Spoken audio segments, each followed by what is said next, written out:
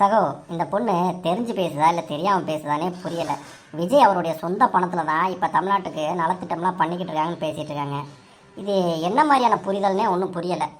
சகோ, இவங்க நல்லா தெரிஞ்சு தான் பேசிகிட்டு இருக்காங்க. விஜய் தேர்தல் நேரத்தில் சொன்னார் இல்லையா, தமிழ்நாடு கஜானா காலியாக இருக்குன்னு. அதனால் இப்போ நடக்கக்கூடிய எல்லா நலத்திட்டமும் விஜய் அவருடைய சொந்த பணத்தில் தான் போட்டு பண்ணிக்கிட்டு இருக்காங்கன்னு சொல்லி இவங்க நம்பிக்கிட்டு இருக்காங்க. அதனால தான் இப்படி பேசிகிட்டு இருக்காங்க. இவங்க மட்டும் இல்லை, இவங்கள மாதிரியான பல பெண்கள் அப்படி தான் நம்பிக்கிட்டு இருக்காங்க. இது வேறையா? ஒரு அரசாங்கம் எப்படி ரன் ஆகுது, அந்த அரசாங்கத்துக்கு எங்கேருந்து பணம் வருது, ஒரு தனி மனிதனால் இவ்வளோ செலவு பண்ணி ஒரு அரசாங்கத்தை நடத்த முடியுமா அப்படின்ற ஒரு அடிப்படை அரசியல் பொருளாதாரம் எந்த புரிதலும் இல்லாமல் எப்படி தான் இவங்க பேசிட்டு தராங்கன்னு தெரில. அப்புறம் தற்கொலைன்னு சொன்னால் மட்டும் கோவப்படுறாங்க. சகோ, இவங்க மேலே கோவப்படுறதுக்கோ இல்லை கிண்டல் பண்ணுறதுக்கோ எந்த அர்த்தமும் கிடையாது. இவங்களெல்லாம் பார்த்து நம்ம தான் இப்போ பயப்படணும், கவலைப்படணும். ஏன் சகோ இப்படி சொல்கிறீங்க?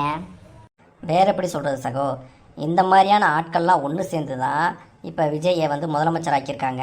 இவங்களுடைய எண்ணிக்கையும் அளவுக்கு அதிகமாகவே இருக்குது.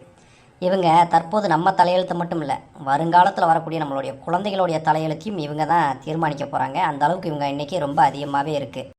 என்ன சகோ இப்படி சொல்கிறீங்க? அட ஆமாம் சகோ, வாக்கரசியலில் வாக்காளர்களுக்கு இருக்கக்கூடிய அறிவை வச்சு இங்கே அரசியல் மாற்றம் நடக்கிறது இல்லை, அவங்களுடைய எண்ணிக்கையை வச்சு தான் இங்கே அரசியல் மாற்றம் நடக்குது. ஒரு சொல்லவட கூட சொல்லுவாங்க இல்லையா, முட்டாள்கள்லாம் சேர்ந்து அயோக்கியனை தேர்ந்தெடுக்கிறதுக்கு பேர் தான் அரசியல் அப்படின்னு. அதுதான் இப்போ கண்கூட நடந்துக்கிட்டு இருக்கு.